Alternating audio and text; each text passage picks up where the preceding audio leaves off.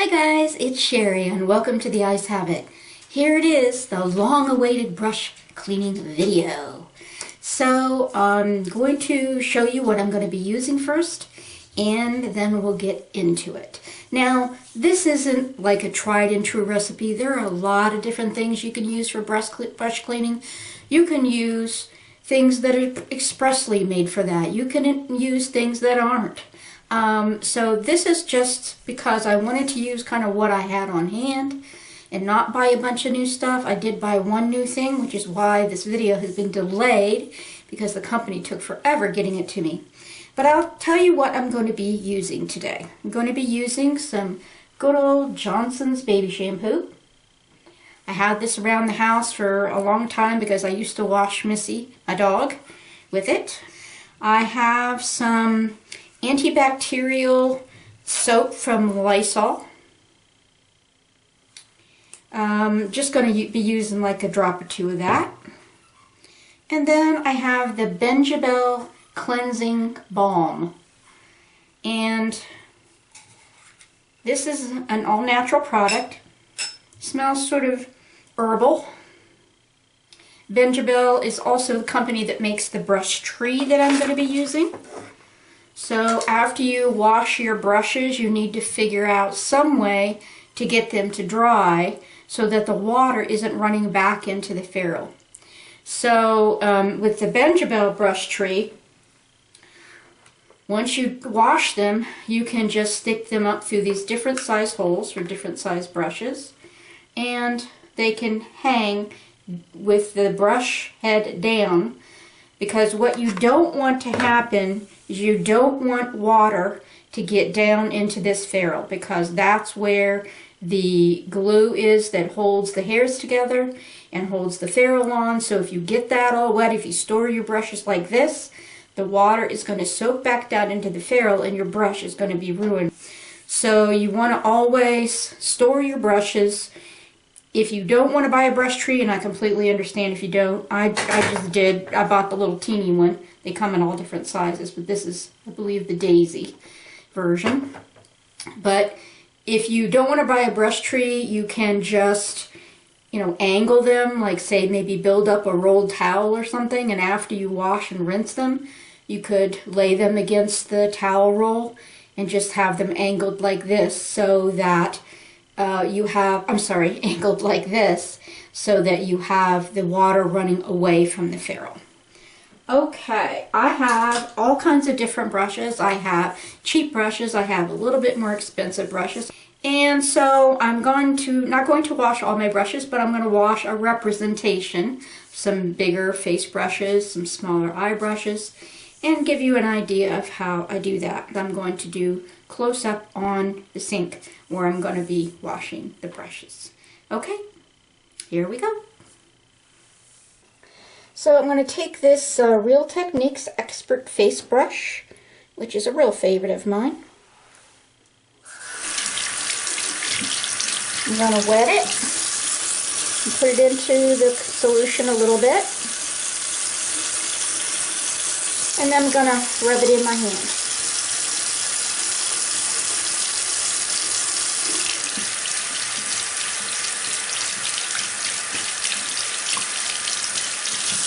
Okay, you have to squeeze it dry. Just kind of give it a head start. So now you can see that instead of it being colored like makeup, it's now got its white tips back. Okay, I'm putting that one in my brush tree. There we go. Okay, now I'm going to do my e.l.f. small stipple brush. Wet, rub around in the solution, rub in my hand.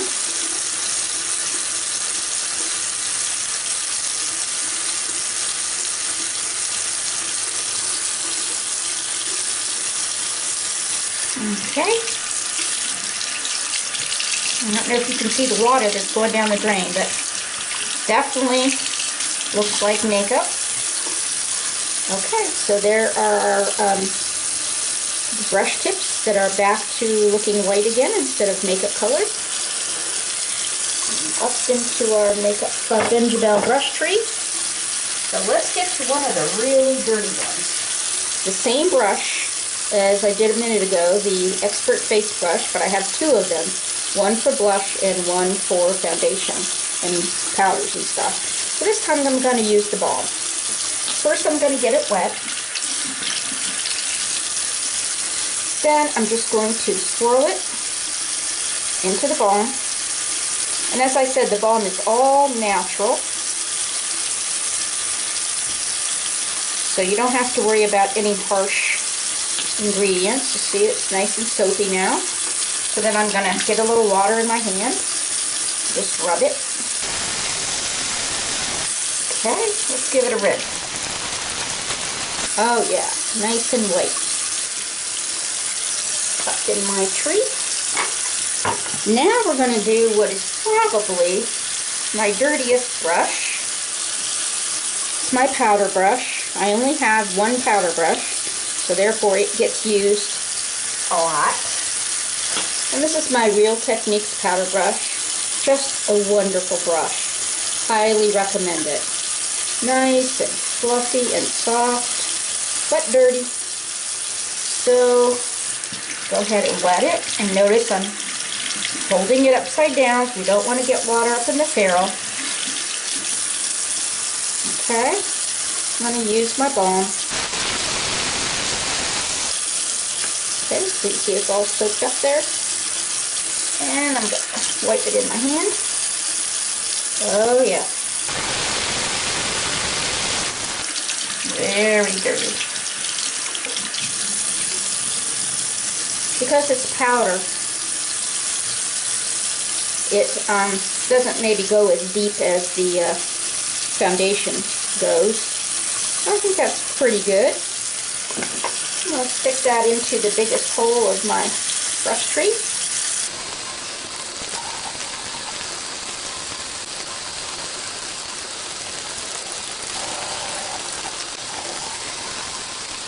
The other thing I wanted to show you is that I forgot to tell you about before we started is brush guards.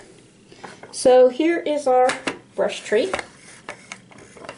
So if we want our brushes to keep a nice shape while they're drying, then we can do a brush guard.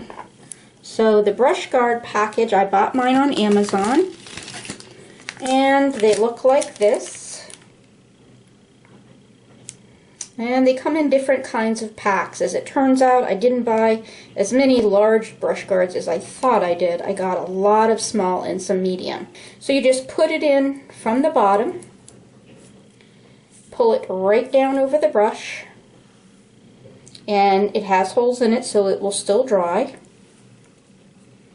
So there it is. Then we'll put it right back in our brush tree. I think I want to do this stipple brush in one so that these brushes, the bristles don't go too wild. I'll just put it on the other end, pull it up over the bristles. So as you can see, the brush guards come in all different sizes. Here's one for a teeny eye brush, and then here's one for maybe like a blush brush. Alright, so there is your brush cleaning tutorial.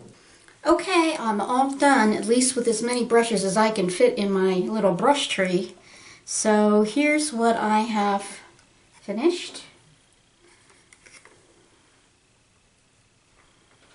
And you don't have to use the brush guards, but they do help, especially in the case of certain shapes. They'll help make sure that your brush gets back into that shape again. I hope this has been helpful to you. So as you can see, I used up very little of the balm. I didn't use it for every brush.